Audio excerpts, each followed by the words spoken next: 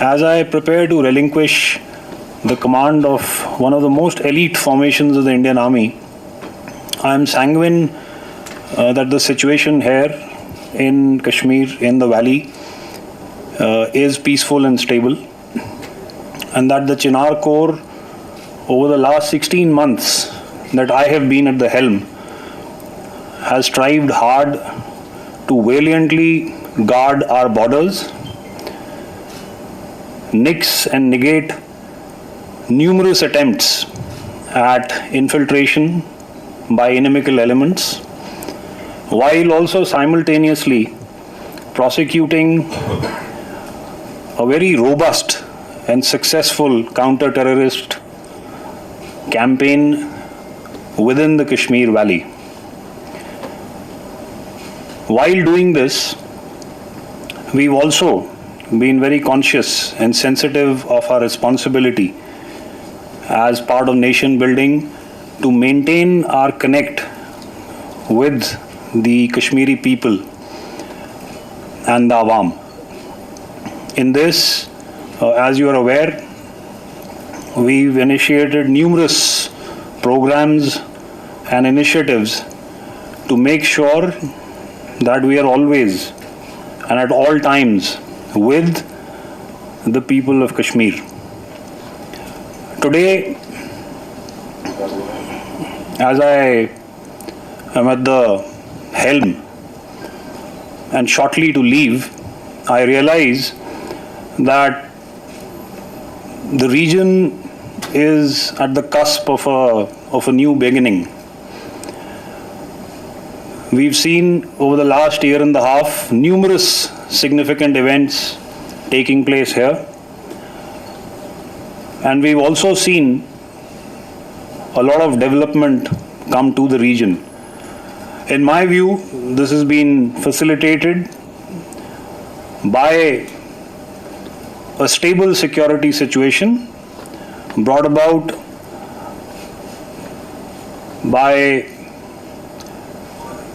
very, very significant efforts that have been put in by the Chinar Corps and its sister agencies and organizations such as the Jammu and Kashmir Police, the CAPFs that are deployed here, and numerous other security agencies. ये तो जाहिर है कि घुसपैठ line of control के अलावा दूसरी जगह से भी हो सकती है, और शायद इस साल हुई भी है। और इसीलिए अगर आप देखें तो शायद जम्मू रीजन में नंबर्स कुछ बढ़ गए हैं, क्योंकि वो एरिया हमेशा से पीसफुल था। तो स्ट्रैटेजी चेंज शायद ये हुई है कि लॉन्च पैड्स में हम देख रहे थे, हमें लग रहा था कि यहाँ से इन्फिल्ट्रेट करेंगे, लेकिन इन्फिल्ट्रेशन की कोशिशें और शायद सक्सेसफुल कोशिशें कहीं और से हो रही थी, और इसीलिए हम देख रहे हैं कि वो नंबर्स शायद थोड़े से बढ़ गए हैं। लेकिन मैं सिर्फ आपको ये बताना चाहता हूँ कि मैं बहुत कॉन्फिडेंट हूँ और मुझे पूरा विश्वास है कि वो नंबर्स भी जल्दी कम होने शुरू हो जाएंगे, क्योंकि इंटेलिजेंस हमें आने लग गई। दूसरा, आसिफ, आपने बात करी पिछले साल कोकरनाग वाले ऑपरेशन की।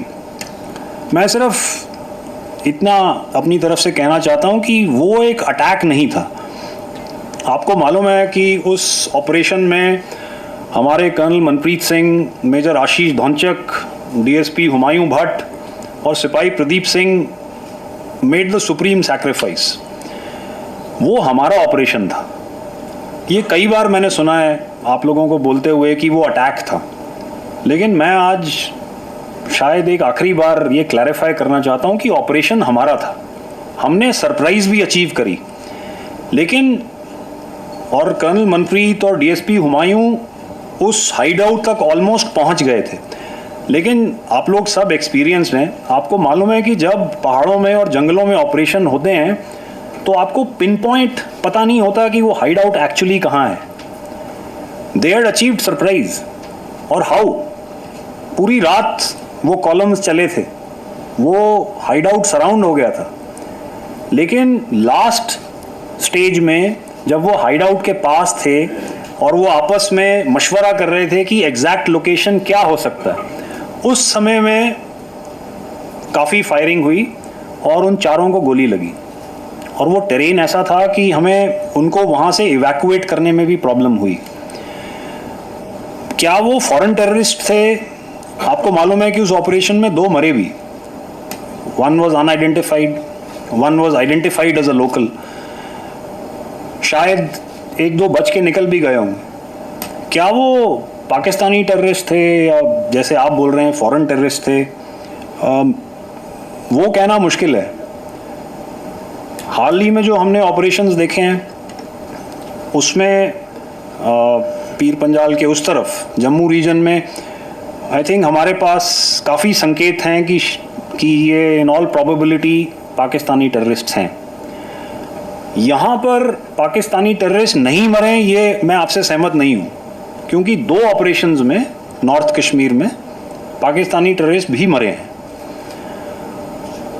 इनके नंबर्स क्या हैं कहना थोड़ा मुश्किल है, but they could be anything from 25 to 40। ज़्यादा बड़ा नंबर नहीं है ये, लेकिन अगर एक एरिया पीसफुल है, स्टेबल है, और उसमें सडनली इतने आप आतंकवादियों को ऐड कर दो तो थोड़ा समय लगता है जो काउंटर टेररिस्ट ग्रिड है उसको मैच्योर होने में। तो अभी वो ग्रिड को लगाया गया है और जैसे कि मैंने बताया अब उसमें इंटेलिजेंस उत्पन्न होनी शुरू हो गई और आप देखेंगे कि आगे सक्सेसफुल ऑपरेशंस भी होंगे। मुझे पूरा विश्वास है इसके बारे में। हाँ, that is ultra communication is, as you are aware, what the terrorists use. It has various layers of encryption, and while presently it is affording them the secrecy that they want, but I assure you that work is happening in that regard, and soon we will be able to crack that encryption. And I'm hoping that will further dent the terrorist ecosystem and network. As far as specific intelligent inputs about any particular scenario unfolding after the 8th of October, and by that I mean you're obviously alluding to the results being announced that day. We don't have any specific inputs about any concerning situation that may arise. As a good citizen of the country, I can only presume that whatever happens after the 8th of October will also be good, and it will take, J&K in a positive direction. We've had a democratic process here after 10 years, and I'm sure it's for the good. I think the percentages that we've seen, the turnouts have been very encouraging. So, but if you were to connect what you said with what Fareed asked a little earlier, we always consider the situation as dynamic. And like I said earlier, from time to time we have to keep reviewing that if the situation is peaceful and stable, are all the parameters that govern that constant? No. I mean, they keep changing from time to time. And we'll keep a close watch on those parameters. And should a situation give an indication of arising, I assure you we will be prepared for it. As far as the conflicts that are ongoing, across the world, what kind of an impact that they have, you've seen that, some of those events have had some, I would say, negligible impact. We have seen some protests even within the valley. But right now, we've not had any indication that any of those could precipitate into a very concerning situation. But please remember that, those conflicts are becoming more and more intense as the days go by. So we'll have to keep a close watch and monitor and make sure that, none of them have any adverse impact on the security situation in our region.